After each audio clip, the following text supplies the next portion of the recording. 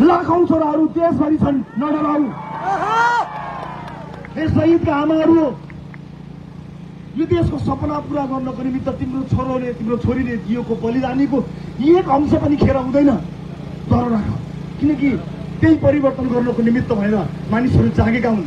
मैले 24 गतिको कुराकानी गरेँ होला, केही घुसपठियाहरू पैसाहरू आयो होला, तर अघिल्लो दिन ताकी ताकी गोली खाएर ढलेका मानिसहरूलाई देखेर आक्रोशित जनताले घर घरबाट विद्रोह गरेका हुन्। जनताले गरेको विद्रोह हो, त्यो विद्रोह सामान्य होइन। त्यो विद्रोहलाई कतै कुनामा बसेर जिस्काउने चलाउने आँट नगर है, खबरदार। जनताको विद्रोहलाई चुनौती दिने भन्दै संसद बिउताउने हो कि भनेर आँखा चम्काउने र नचाउनेहरू हो होशियार। शहीदको रगत अझै सुकेको छैन, शहीदकी आमाको आँसु अझै ओभानो भएको छैन। खबरदार, धेरै आँखा नचम्काउनु होला। आमा बुवा दाजुभाइ दिदीबहिनीहरू, अब सायद हाम्रो भेट निर्वाचनमा हुन्छ होला।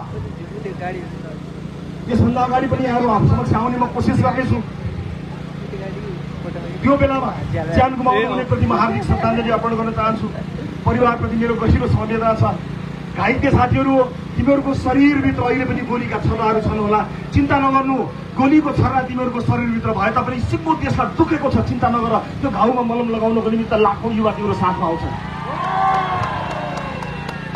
आज हेर्दा तिमीहरू छरिएको जस्तो देखियो होला। हामी एक ठाउँमा छुट्याउँछौँ, तिमीहरूलाई एक ठाउँमा ल्याउँछौँ, छरिनु पर्दैन, एक ठाउँमा ल्याउँछौँ। जेएनजी अभियन्तादेखि नयाँ जति पनि साथीहरू हुनुहुन्छ सबैलाई एकै ठाउँमा ल्याउनको निमित्त राष्ट्रपाले पहल गर्नेछ। तपाईँको रवि लामिछानेले पहल गर्छ, चिन्ता नगर्नु। त्यसका लागि आफ्नो पद, आफ्नो कुनै पनि कुरा के गर्नुपर्छ त्यसको लागि मैले आज होइन हिजै भनिसकेको छु। त्यसैले म सुरक्षा निकायका साथीहरूलाई आफ्नो दिलो ज्यानले सुरक्षामा खटिनु भएकोमा धन्यवाद दिन चाहन्छु। हो, हताहतका क्रममा कयौं प्रहरी साथीहरूको पनि ज्यान गयो, उनीहरूले शहादत प्राप्त गरे। म उहाँहरूलाई श्रद्धाञ्जली दिन चाहन्छु र सुरक्षाकर्मी साथीहरूलाई उच्च मनोबलका साथ काम गर्नलाई अनुरोध गर्न चाहन्छु। हो, हरेक आन्दोलनमा तपाईँहरू तारो बन्नुहुन्छ। राज्यले दिएको काम गर्दाखेरि तपाईँहरूलाई चोट लागेको छ, तर चिन्ता नगर्नुहोस्।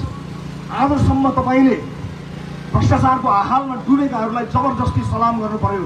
अब तपाईँले भ्रष्टाचारको आहालमा डुबेकाहरूलाई चाँडै सलाम गर्नुपर्ने छैन।